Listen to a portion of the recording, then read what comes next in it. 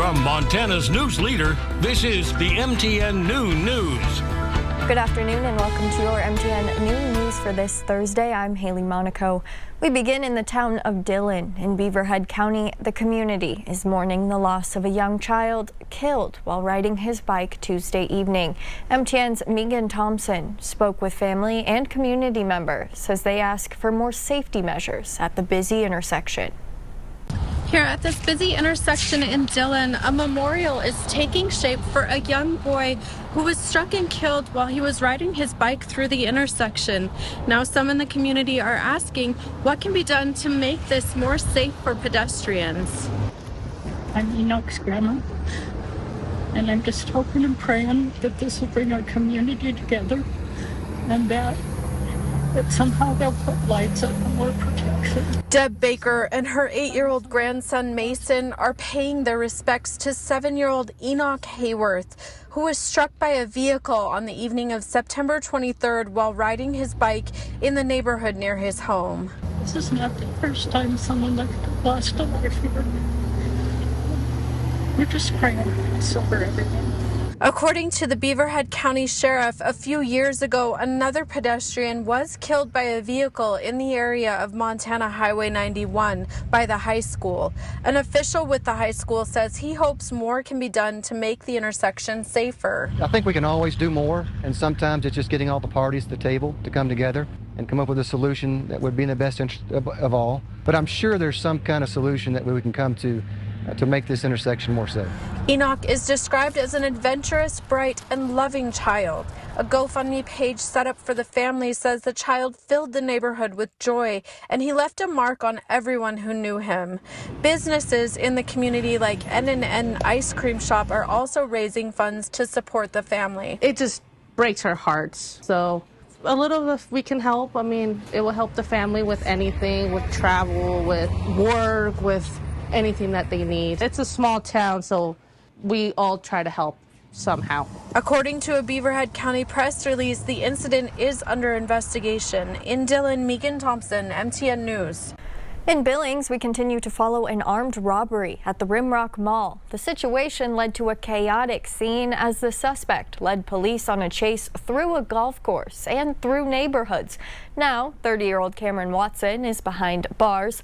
MTN's Charlie Kleps has more on how it all played out. What felt far away. We heard the sirens, just like kind of in a distance. Nearly ended up on D. Roll's doorstep. I looked out the window and I saw this car just flying through our front yard. This shocking video of a suspect attempting to evade police, leaving tire tracks in her lawn, just narrowly missing her vehicle. I was terrified seeing it all just happen and then coming out and seeing all the cops, the cars all banged up. The entire incident was caught by Roll's security camera, with suspect Cameron Watson being apprehended just outside her home. All of this in seconds could have shattered so many lives. A frightening circumstance for this quiet neighborhood that Roll says could have been worse. What if my children had been outside? It literally made me sick to my stomach. An eerie feeling for witnesses all across the west end of Billings. He came through the fence and just kind of underrooted the ground of the fence. Earlier in the chase at Peter Yagan Golf Course, Watson ripped through this fence, veering onto the driving range. It's not shocking, but it is a little bit at the same time. Anything can happen, but it is like a little dangerous in the fact that you got high-speed chase rolling around. Assistant pro Austin Schaff says he was glad it didn't happen at a busier time. If it's midday on a Saturday and he rolls through kind of anywhere, you're going to get some public involved. So while both the course and nearby homes avoided serious damage, the starting point is what's got many on edge, where police say suspect Cameron Watson allegedly stole from one of the stores using a knife and what appeared to be a firearm. His reckless behavior endangered our community, but then it was brought into our neighborhood. And that's why many like Roll are still reeling, knowing crime can happen right outside your door. No matter where you live in Billings, there's danger out there. In Billings, Charlie Kleps, MTN News.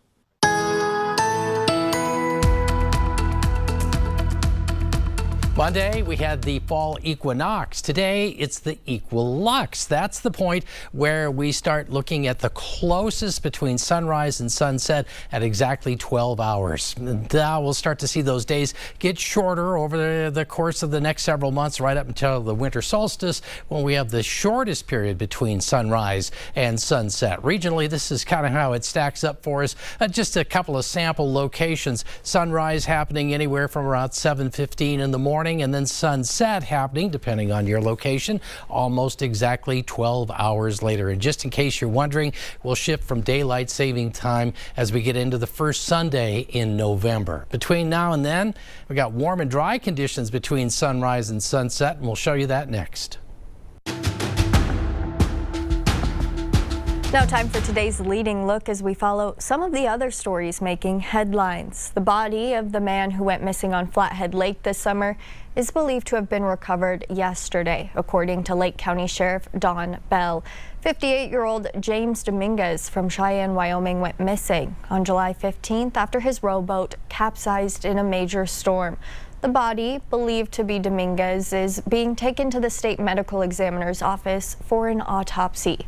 The Flathead County Sheriff's Office has identified the victim of a plane crash last Friday near Ferndale Airfield as 63-year-old Bradley Young of Kalispell. Deputies say the aircraft was badly damaged from the crash and was on fire when the Ferndale Volunteer Fire Department first arrived on scene. The National Transportation Safety Board is investigating the crash. And a Montana State University Northern professor is on leave for comments she made following the assassination of Charlie Kirk in Utah. The remarks came from the Dr. Samantha Bamwell Brownlee, an associate professor in the Department of Criminal Justice. The post on X quickly fueled outrage from community members and on social media. The university says the comments by Brownlee are hers and do not represent the opinions of MSU Northern or reflects the values of the institution. It's a medicine most families have in their cabinets, but President Trump is now warning pregnant women against taking Tylenol. MTN's Megan Elaine spoke with some parents about the president's comments and heard from Bozeman Health.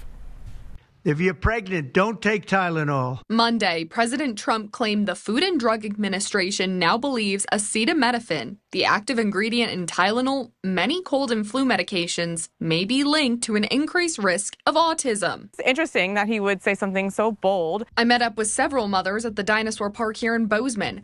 Well, KK Ward called the president's statement an interesting theory. Hope Christensen told me the announcement felt like validation. I appreciate that Trump took the time to validate those people and those stories. The president also weighed in on vaccinations, suggesting parents administer smaller doses over longer time frames. You take it in smaller doses. An idea Hope says matches her own beliefs. And it hasn't been mainstream, talk until now. So it's difficult to approach that with people. They don't want to hear it and they think you're crazy and they say the science doesn't lead to that and whatever. And you're like, okay, well. The maker of Tylenol responded to the claims on its website, stating, "Please know that there are no credible science that shows taking acetaminophen causes autism. When searching that medicine may be suitable for infants and children, the best thing you can do is speak with your healthcare provider." The company adds it's been relied on by parents and caregivers for more than 70 years. I reached out to multiple OBGYN practices in the Valley, and most declined comment, but Bozeman Health issued this statement, saying there is no conclusive evidence acetaminophen causes autism. The American College of Obstetricians and Gynecologists continue to support the use of acetaminophen in pregnancy when taken as needed, quote, and Bozeman Health urges patients to talk with their doctor about what's best for them. Ward says she took more of a holistic approach during pregnancy, but understands the balance. There's lots of other things that you can try first, and then, obviously if you're still in pain, do your research and make your decision. Following the president's comments, the FDA shared an open letter encouraging doctors to limit acetaminophen use in pregnant patients for low-grade fevers. Christensen says the biggest takeaway is parents have a choice. The risks are all in your hands, and that's fine. Whatever you want to do, you're entitled to that. This is a free country, and that's the beautiful thing about this. In Bozeman, Megan Elaine, MTN News. In northeastern Montana, there's a new type of vending machine. Instead of snacks, it's stocked with life-saving resources. CSKT Tribal Health is using remote dispensing to reach more people in need. MTN's Robin Iron shows us how this approach already is making an impact.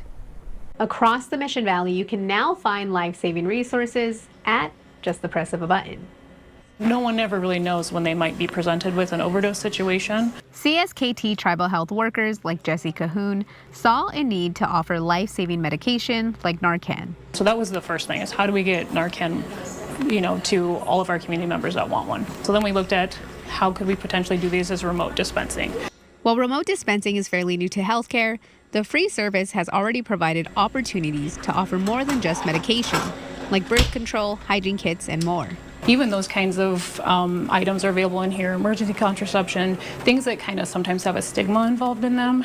The no-cost machine funded by Tribal Health doesn't only dispense resources, but educational tutorials as well. So anyone that's accessing any of the items in the machine has access to that education, including Narcan. And with a great response, they hope to expand to more rural locations. Overwhelmingly positive. People are so excited to have them. These were pilot sites, and so the big push is to maybe have them in some of our more distant communities, such as Elmo or Hot Springs. You can find a self-harm reduction machine in Pablo, St. Ignatius, and Polson Tribal Health Centers. In Polson, I'm Robin Iron, MTN News.